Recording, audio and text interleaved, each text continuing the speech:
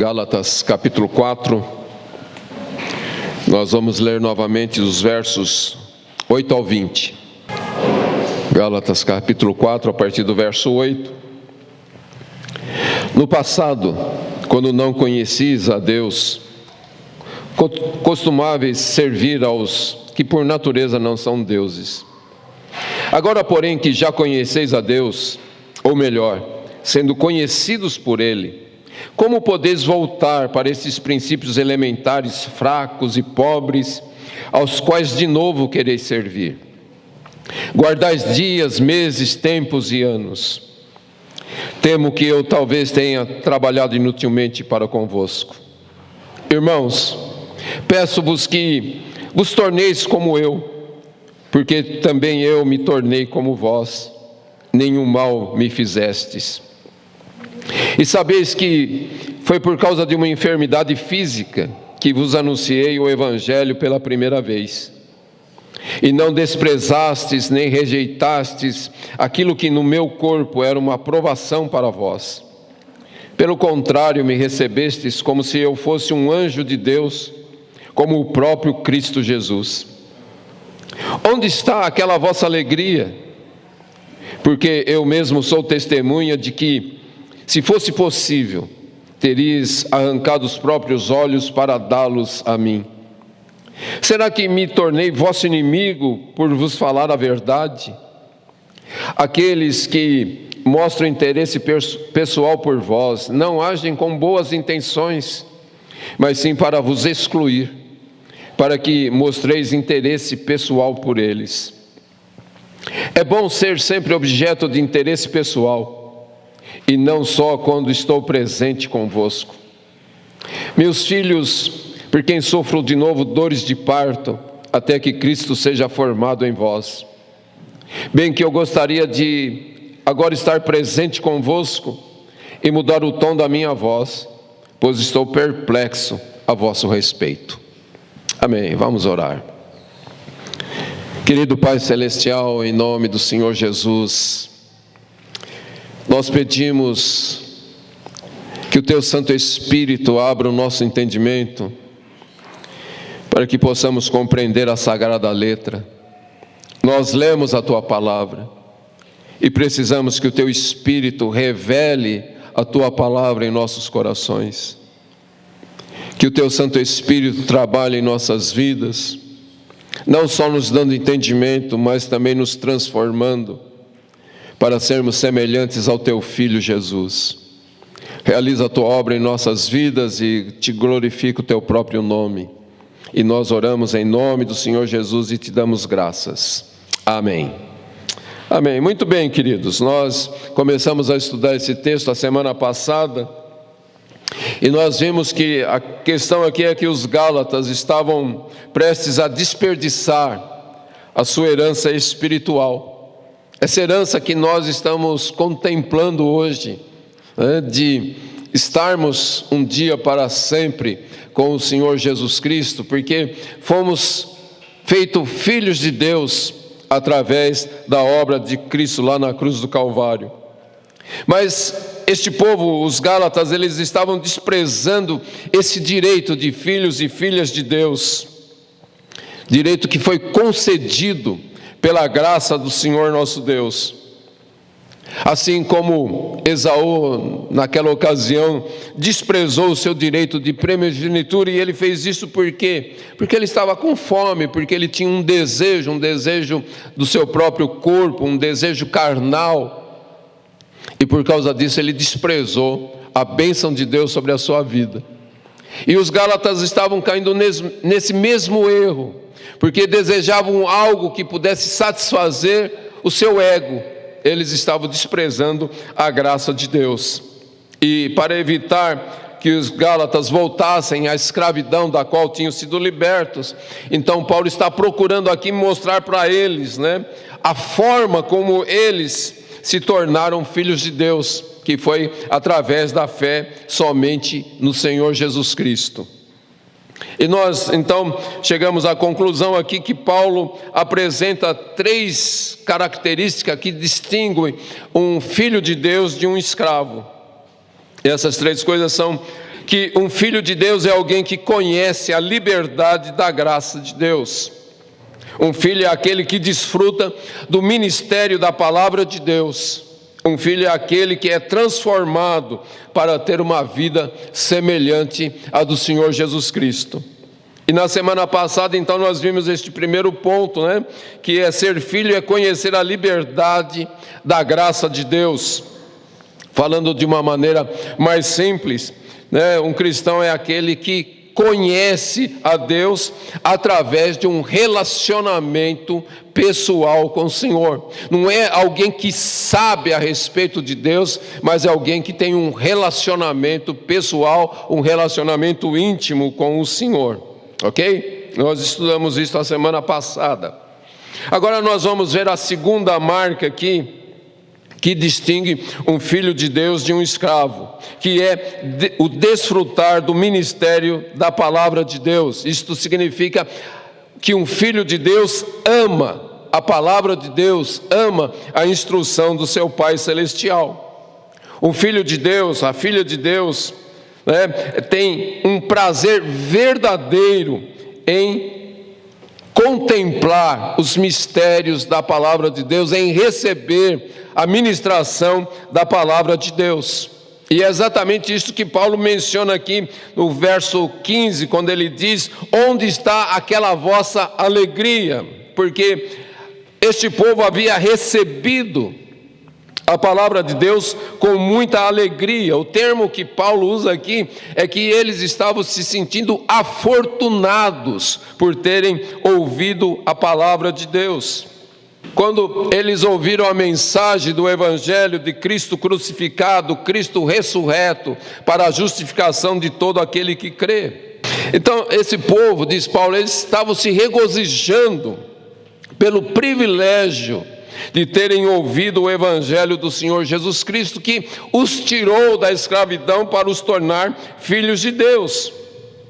E Paulo diz que essa ocasião aconteceu ali na sua primeira visita para a Galácia.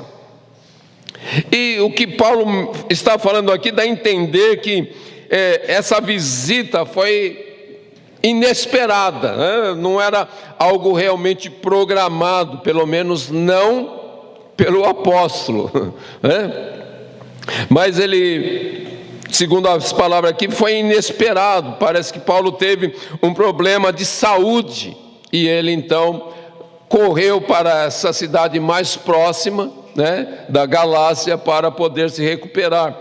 Ele diz aqui no verso 13: e sabeis que foi por causa de uma enfermidade física que vos anunciei o Evangelho pela primeira vez. A gente não sabe qual era o problema de Paulo, a gente não sabe, quando a gente lê Coríntios, a gente não sabe qual era o espinho que Paulo menciona, mas parece que os Gálatas sabiam muito bem qual era esse problema de Paulo, A Bíblia não menciona. Lucas, quando relata lá em Atos a respeito da viagem de Paulo para a Galácia, ele não fala nada sobre isso, então a gente não sabe qual era o problema de Paulo. As pessoas tentam adivinhar, e alguns estudiosos sugerem que Paulo contraiu malária, na costa do Mediterrâneo, e então ele subiu para as terras altas da Galácia para poder se recuperar. Eles chegam a essa conclusão por causa das palavras que são usadas, que soa muito parecido com o espinho na carne que atormentou Paulo por muito tempo e que ele pede para que Deus tirasse isso da vida dele, lá na segunda carta aos Coríntios, no capítulo 12. A palavra carne e fraqueza, normalmente nas Escrituras, significa uma doença física.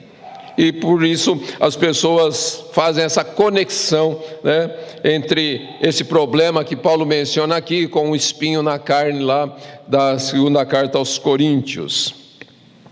Mas existe uma outra possibilidade, que é que Paulo teria um problema crônico em sua visão.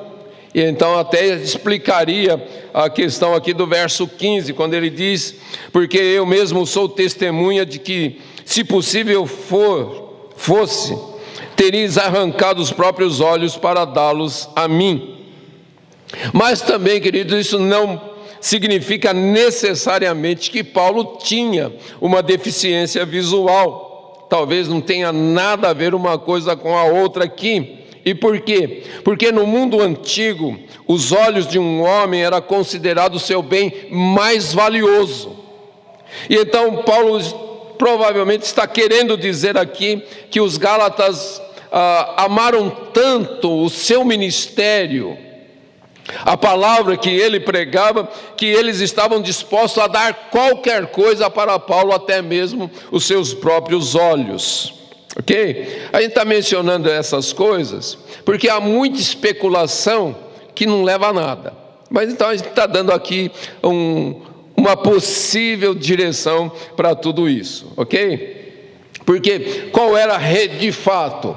Realmente a doença de Paulo que ele menciona aqui é impossível saber, né? Era necessário que Paulo viesse até aqui, um médico, né, uma junta de médicos examinasse ele e desse o diagnóstico. Como isso é impossível e a palavra de Deus não registra, então é melhor a gente não tentar descobrir isso, ok? Mas a grande questão aqui, por que a Bíblia menciona estas coisas?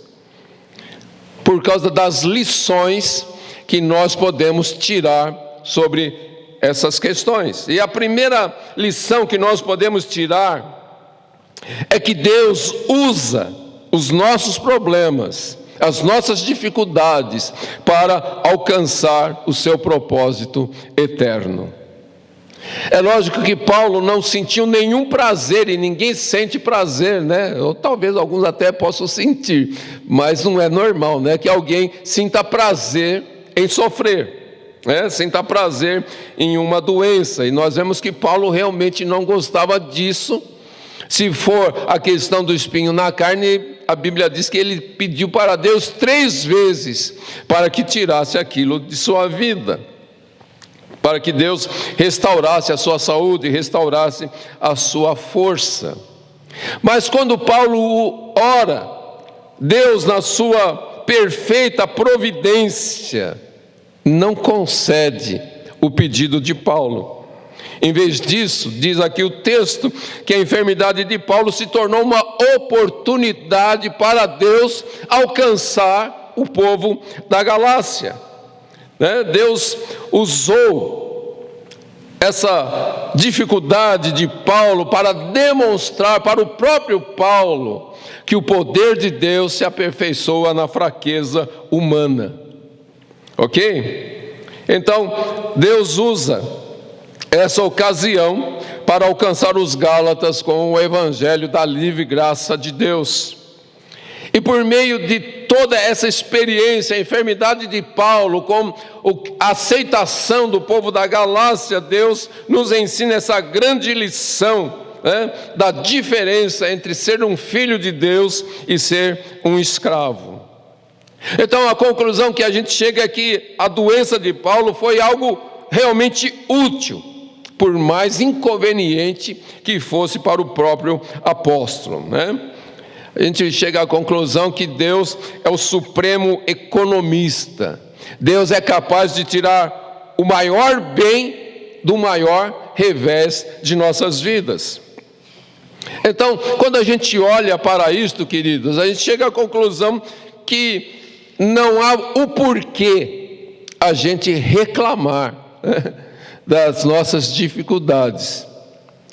Não há proveito nenhum em a gente ficar reclamando e murmurando.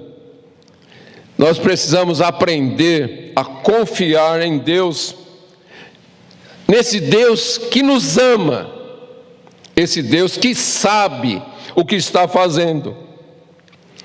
E então esperar o momento de ver o nome do Senhor sendo glorificado, né, no meio das nossas dificuldades e por meio das nossas dificuldades.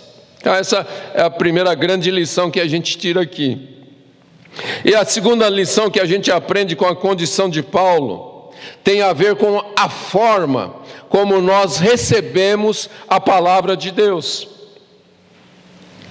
Nós devemos acolher a palavra de Deus com a mais calorosa hospitalidade. O que isso significa? Receber com entusiasmo a palavra de Deus em nossos corações. Usando as palavras de Paulo para os Colossenses, capítulo 3, verso 16, que a palavra de Deus habite, né? Que a palavra de Deus permaneça ricamente em nossos corações, produzindo os propósitos de Deus para a qual esta palavra foi enviada. Então Paulo escreve aqui no verso 14: e não desprezastes, nem rejeitastes aquilo que no meu corpo era uma aprovação para vós. Então, querido, isso sugere que, seja lá qual fosse o problema da doença de Paulo, a lesão que Paulo tinha, era algo desagradável de se contemplar. Visivelmente, era algo repugnante, né? Consequentemente, não surpreenderia se os gálatas rejeitassem o ministério de Paulo, que eles perdessem o interesse em ouvir o que Paulo estava pregando por conta da sua aparência. O texto dá a entender que havia uma deformidade em Paulo, que Paulo diz isto seria uma tentação para este povo rejeitar o ministério de Paulo. E aqui, queridos, a gente nota algo muito importante através da história, que os gregos, né, e o povo da Galácia, em sua maioria, era grego. Os gregos, eles consideravam doenças e deficiências físicas como sinais de descontamento divino, ou até mesmo que uma pessoa doente estava debaixo de uma influência demoníaca. Então, quando Paulo está dizendo aqui que os gálatas não o desprezaram, Paulo está literalmente dizendo: vocês não cuspiram em mim. O que era costume naquela época, né? Quando uma pessoa era vista como alguém que tinha sido desfigurado pelo demônio ou por uma descontentação dos deuses, as pessoas cuspiam nela. Agora, quando a gente vê aqui o relato de Paulo, Paulo está dizendo que, independentemente de quanto fosse desagradável a sua aparência, os gálatas não o rejeitaram. Paulo diz: em vez disto, vocês me receberam como se eu fosse um anjo de Deus, como o próprio Cristo Jesus. Então, em vez do povo da Galácia tratar Paulo como se alguém que tivesse um demônio, eles o acolheram como se ele fosse um anjo. E na verdade deram a ele o tipo de boas-vindas que teriam dado ao próprio Cristo. Agora, a razão para essa recepção tão calorosa, né, não foi o amor que eles sentiram por Paulo, ou pena que eles sentiram por Paulo, mas foi o amor à palavra de Deus que Paulo anunciava. Eles receberam Paulo como um apóstolo, como um mensageiro oficial do Senhor Jesus Cristo. E então, por isso, eles receberam o ministério de Paulo, da maneira como todos os filhos de Deus sempre recebem a palavra de Deus. E isto é com muita alegria. Ok, queridos? Então, o exemplo aqui dos Gálatas nos lembra, isso é muito importante, que a qualificação principal para qualquer ministro cristão é que ele deve pregar fielmente a palavra de Deus. Infelizmente, querido, muitas igrejas têm expectativas erradas em relação aos seus ministros.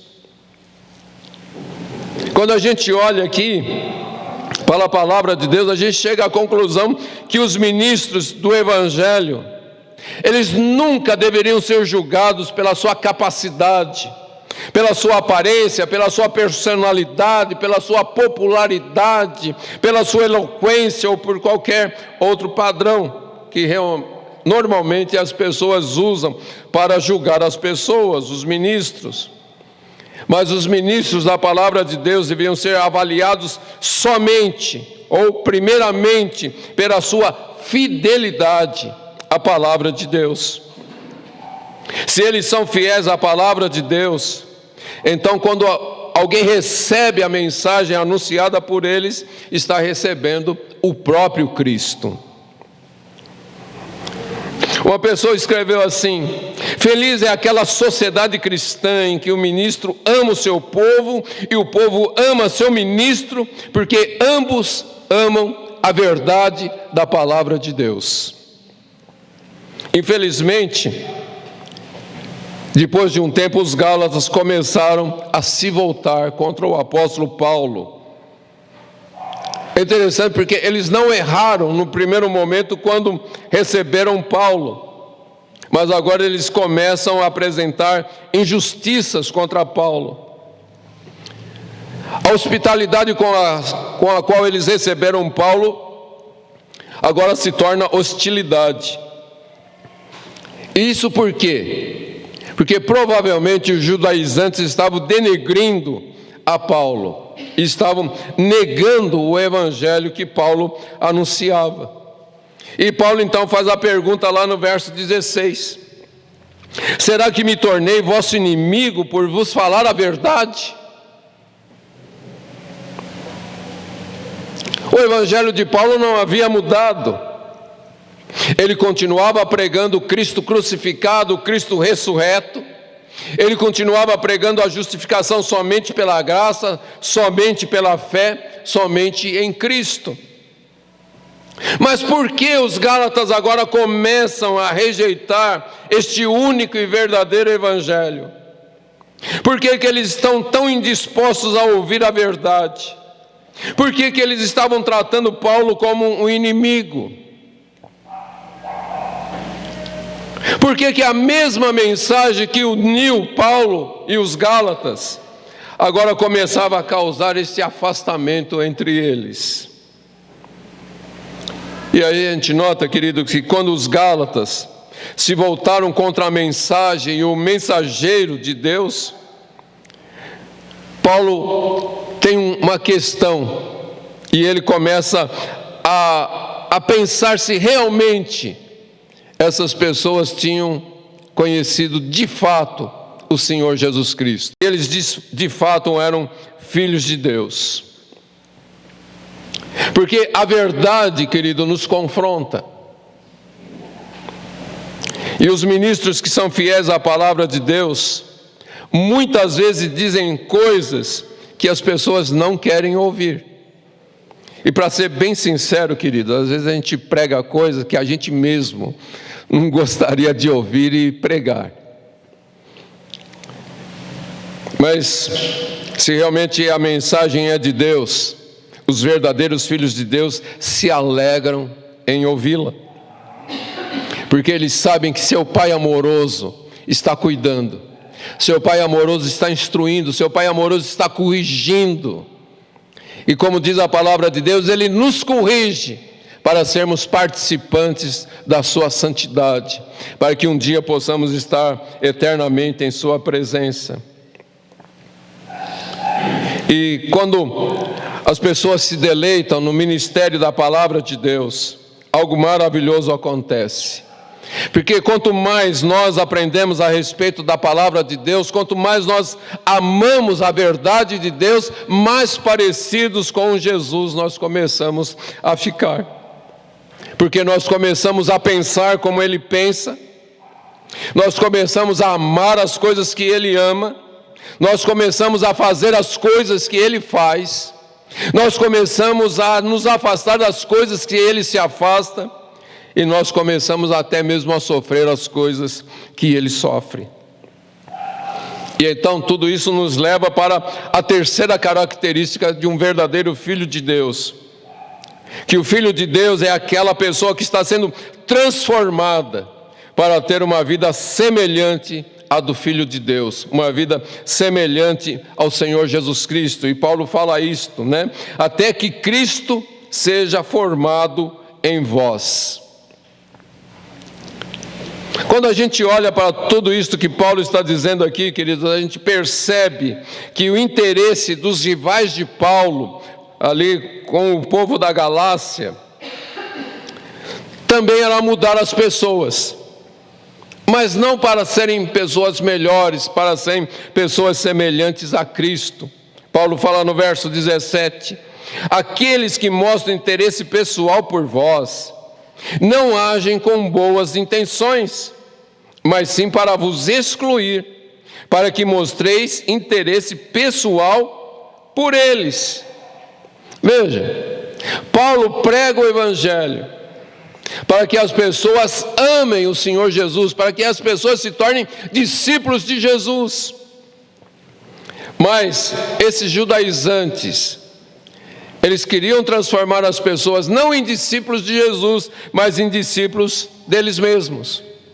O zelo que essas pessoas judaizantes tinham era totalmente de uma forma errada, equivocada, né?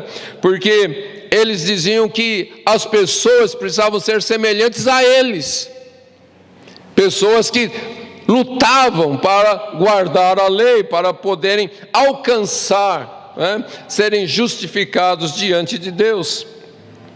E esse falso ensinamento teve como resultado dividir a igreja entre judeus e os gentios, quando a Bíblia diz que nós devemos lutar pela unidade, nós precisamos nos esforçar para guardarmos a unidade do Espírito. Então, queridos, o resultado desse trabalho dos judaizantes ali resultou no afastamento dos gálatas do apóstolo Paulo, e quando eles se afastaram de Paulo, eles se afastaram do verdadeiro evangelho da livre graça de Deus.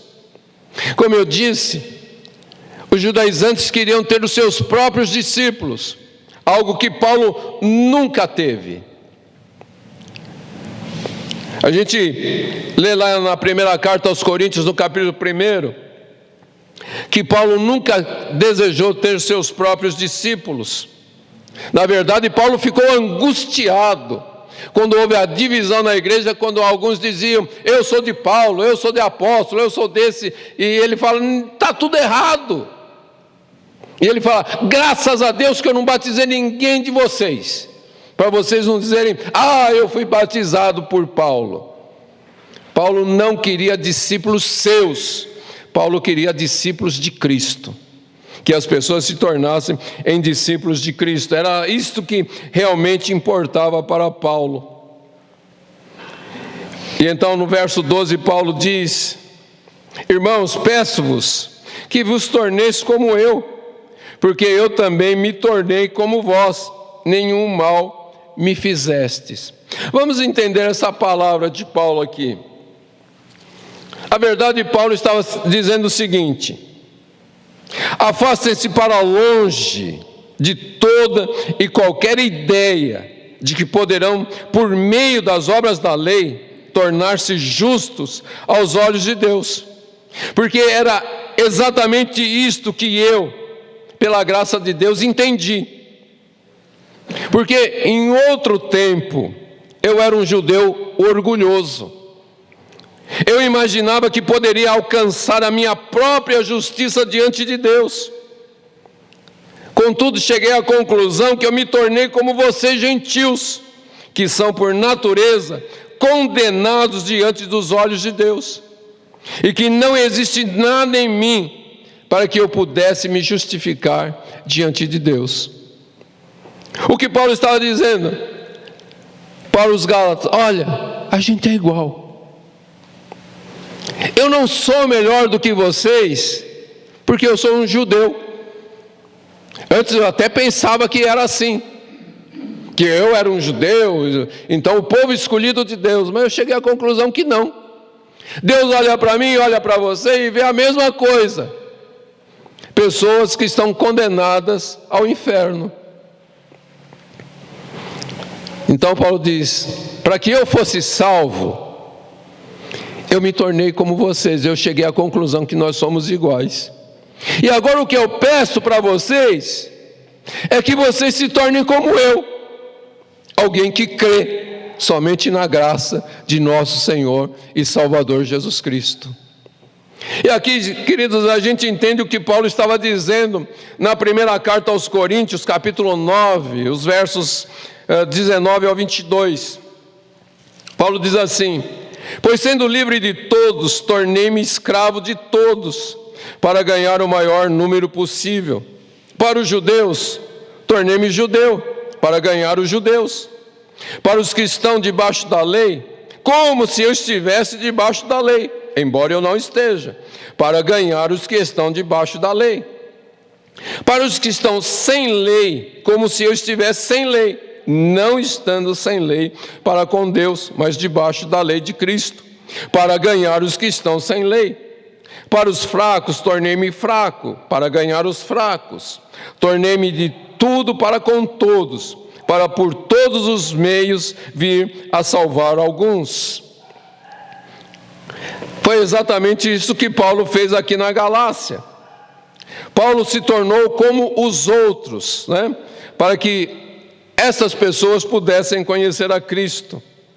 Colocando assim em palavras bem simples, Paulo nunca se considerou superior às outras pessoas. Quando ele recebe o chamado para ser apóstolo, ele não diz: está vendo? Deus me escolheu para ser um apóstolo. Ele diz: eu não sou digno de ser um apóstolo.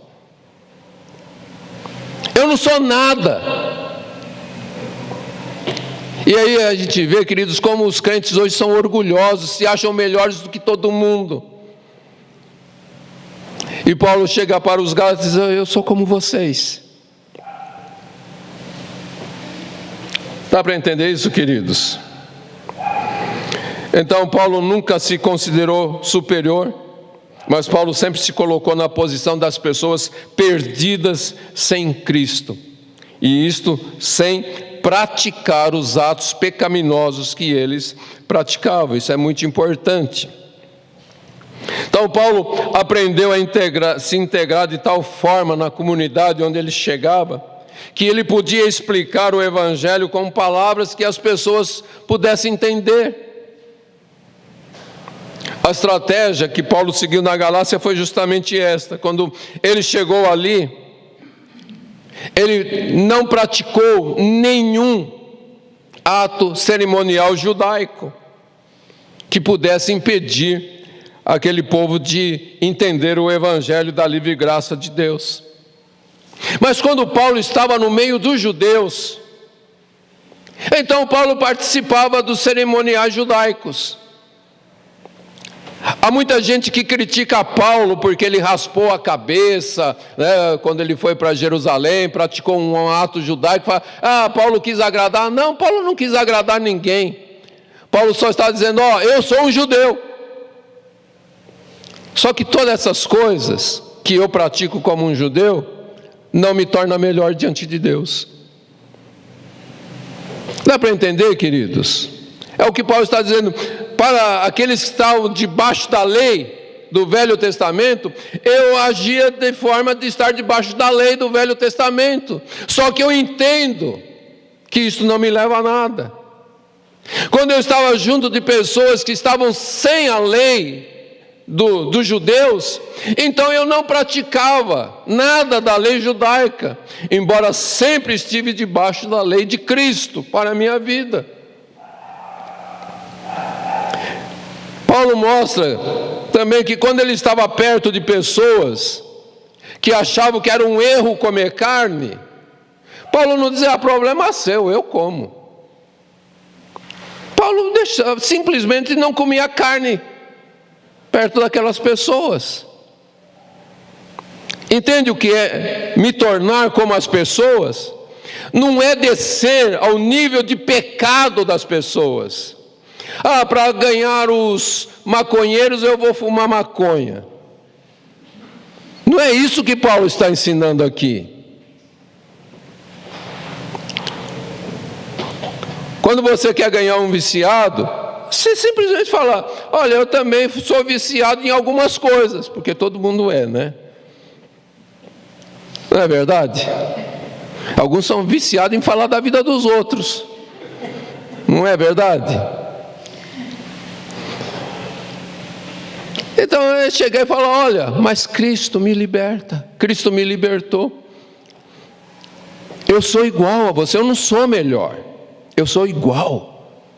Porque todos pecaram e todos foram separados da graça de Deus.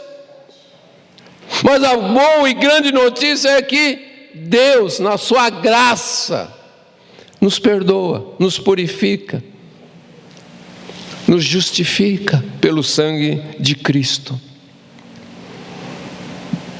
Então, queridos, esse é um modelo que todo cristão deve seguir quando está evangelizando pessoas, sem comprometer o evangelho. Nós devemos nos assemelhar ao máximo àquelas pessoas que estamos querendo alcançar. E isso sempre enfatizando, sem cometer os pecados que elas cometem. Ok? O nosso real objetivo é fazer com que as pessoas se tornem como nós, na medida em que nós somos como Cristo. Só que primeiro a gente tem que mostrar que a gente é igual. Ok? E Paulo sabia como fazer isto. Ele se tornou como os Gálatas para poder ajudar os Gálatas a se tornarem como ele, discípulos do Senhor Jesus Cristo.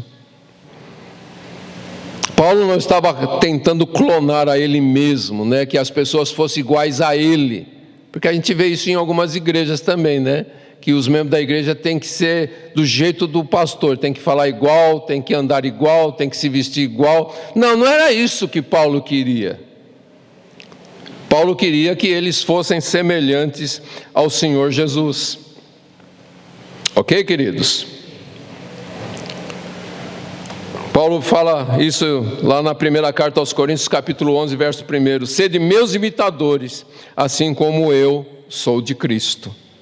Então veja, o apóstolo não queria que na verdade, ele queria que os Gálatas desfrutassem do mesmo tipo de liberdade que ele tinha como um filho de Deus, livre de todo legalismo, livre de toda religião que não tem Deus. O objetivo final de Paulo era ver Cristo tomando forma na vida daquele povo, era ver Cristo vivendo a vida dele na vida deste povo. Cristo sendo formado, como ele mesmo disse no capítulo 2, verso 20, não sou mais eu quem vivo, mas é Cristo que vive em mim. E o desejo de Paulo era que Cristo pudesse viver na vida de cada um dos seus ouvintes. Paulo queria que Cristo vivesse nos Gálatas da mesma forma que vivia nele. E esse deve ser o objetivo de todo aquele que prega o Evangelho do Senhor Jesus Cristo. Não alcançar o favor dos homens, mas ver Cristo sendo formado em cada pessoa. Esse tipo de formação espiritual, queridos, não acontece da noite para o dia. Assim como leva tempo, né, para o embrião se desenvolver no ventre materno, se transformar num bebê e depois nascer e ser uma criança e crescer e ser transformado num adulto, assim também leva tempo para uma pessoa entender o Evangelho e começar a crescer na graça e no conhecimento de nosso Senhor Jesus Cristo. É algo gradual. Mas a intenção tem sempre que ser essa, que as pessoas se tornem semelhantes ao Senhor Jesus Cristo. Uma pessoa disse assim: a verdadeira religião é uma união da alma com Deus, uma verdadeira participação da natureza divina, a própria imagem de Deus traçada na alma, ou na frase do apóstolo, é Cristo formado dentro de vós. George Whitefield, ele pregava e ele dizia: Cristo precisa ser formado no coração das pessoas. Na verdade, queridos, o desejo de Deus é quase que não é exatamente isto, tá? Mas é como que se Cristo encarnasse na vida de cada cristão. Quanto mais as nossas vidas forem moldadas à imagem do Senhor Jesus Cristo, então mais consistente o nosso cristianismo também vai ser. E Paulo toca nesse assunto lá no verso 18, quando ele diz: é bom ser sempre objeto de interesse pessoal, e não só quando estou presente convosco. Por que Paulo está dizendo isto? Paulo praticamente havia descoberto que as pessoas se comportam de maneira diferente quando estão na presença do pastor. Na presença do pastor, a pessoa ora, ela lê a Bíblia, ela se comporta, ela não faz coisas erradas. Eu sempre brinco, né? Quando alguém está para fazer algo errado, qual é a primeira coisa que ela faz? Ela olha para os lados para ver se não tem ninguém conhecido por perto. Eu cansei de ver pessoas, irmãos, quando eu estava chegando perto, jogar o cigarro e pisar em cima. É para mim que elas vão dar conta? Não. Então Paulo entendeu isso, e ele disse exatamente isso, né? Não só quando eu estou presente convosco. Mas a grande verdade, queridos, é que quando Cristo é formado em nós, nós seremos como Cristo o tempo todo e em todo lugar, independentemente de o pastor ou algum irmão estar por perto. E essa era a causa porque Paulo se esforçava tanto, né? Ele lutava tanto, ele trabalhava. E o seu trabalho, ele diz, é como se fosse o trabalho de parto. Como nós já dissemos, Paulo pensou que ele já tinha dado a luz, né, a este povo da Galácia. Mas ele chegou à conclusão que não, então ele estava determinado a levar esse trabalho de parto até o fim, até que Cristo fosse de fato formado em seus corações. Paulo queria ver este povo realmente nascido de novo, em segurança, ver este povo como verdadeiros filhos e filhas de Deus. Então, resumindo aqui, queridos, esse texto que nós estamos estudando, Paulo está dizendo que um verdadeiro filho de Deus é alguém que conhece a Deus, conhece a liberdade da graça de Deus, é alguém que tem prazer na palavra de Deus, e é alguém que está sendo transformado na perfeita imagem de nosso Senhor Jesus Cristo. Uma vez que nós passamos da escravidão para a filiação, então a nossa meta tem que ser esta: crescer cada dia mais, sermos aperfeiçoados e sermos semelhantes ao Senhor Jesus Cristo, e é impensável voltar a ser um escravo. A história mostra de John Newton que ele não queria perder de vista essa questão de que ele havia sido um escravo. E ele sabia muito bem o que era ser um escravo, porque antes de se converter, John Newton, ele era um traficante de escravos. Mas quando ele se converteu a Jesus e deixou de ser um escravo para se tornar um filho de Deus, ele se propôs a nunca esquecer disto. Então ele fez um quadro e pendurou lá no seu escritório com as seguintes palavras da Bíblia. O verso de Deuteronômio, capítulo 15, verso 15. Pois te lembrarás de que foste escravo na terra do Egito, e de que o Senhor teu Deus te resgatou. Foste escravo, mas o Senhor teu Deus te resgatou. Não esqueça isto, queridos. Como John Newton, nunca esqueça que Jesus morreu na cruz do Calvário, pagou um alto preço para que você fosse adotado na família de Deus. Não esqueça disto, para nunca voltar para a escravidão. Escravo de um sistema, escravo de ideias humanas, escravo de uma religião. Você é um filho de Deus, liberto pelo sangue do Senhor Jesus Cristo. Então não volte para nenhum tipo de escravidão.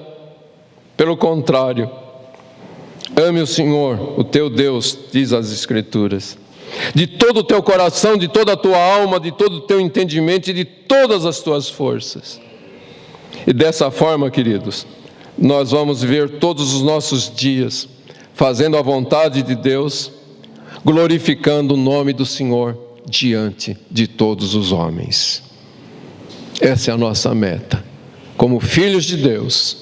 Amém? Amém, queridos. Eu espero que você tenha entendido esta palavra. Amém? Vamos ficar em pé? Essa é uma questão muito forte aqui em Gálatas. A questão de permanecer na liberdade para a qual Cristo nos libertou. Nós vamos voltar ainda neste assunto. O capítulo 5 começa exatamente com esse texto, né? Para a liberdade foi que Cristo nos libertou. Porque é tão fácil, queridos, a gente ser enganado. E os judaizantes, eles não vinham dizendo que eles iam regredir se seguissem seus conselhos. Eles iam diziam que os gálatas iam se tornar melhores. Mas nada nos torna melhor, a não ser o Evangelho de nosso Senhor Jesus Cristo. Não é o que nós fazemos para Deus. Como eu falei a semana passada, as pessoas acham que orar de madrugada vai torná-los melhor, jejuar vai torná-los melhor. Não, nada disso. O que nos faz crescer na graça do Senhor é a intimidade com Ele. Como eu disse, eu não tenho nada contra orar de madrugada. Mas se você disser para Jesus: Senhor, eu te amo tanto, que em vez de dormir, eu vou passar essa noite orando. Amém. Isso é louvável. Se você chegar para Jesus e dizer: Senhor, eu te amo tanto, que eu vou deixar de almoçar hoje para ficar orando. Isso é louvável. Mas se você disser: não, eu vou jejuar porque eu preciso de uma bênção, você está se escravizando de novo. Não, eu vou orar de madrugada porque Deus me ouve melhor de madrugada. Você está sendo escravo. Eu vou ler a Bíblia inteira para ser abençoado. Está errado. Eu quero ler a Bíblia inteira porque eu amo esta palavra, porque é a palavra do meu Pai. Você entende como a religião escraviza as pessoas e não leva a lugar nenhum? Por isso o primeiro e grande mandamento é o que eu li aqui: ame o Senhor teu Deus de todo o teu coração, de toda a tua alma, com todas as tuas forças, com todo o teu entendimento, e então viva para a glória dele. Amém, queridos? Vamos orar, vamos buscar o Senhor, que o Espírito Santo nos ajude.